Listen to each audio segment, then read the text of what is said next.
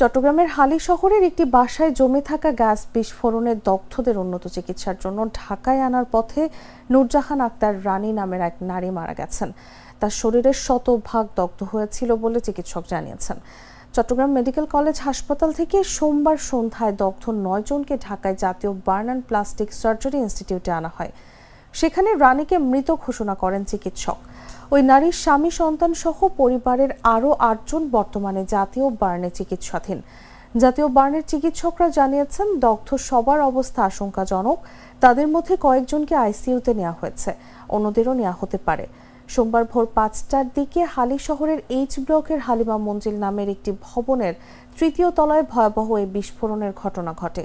এর পরপরই আগুন ধরে যায়।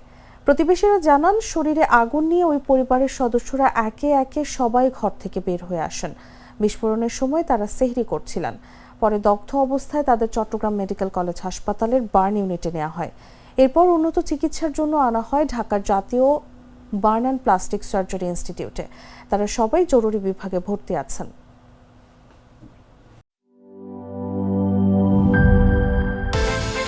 বিকাশ পেমেন্টে 10,000 টাকার বেশি অফার। শপিং চলছে তো।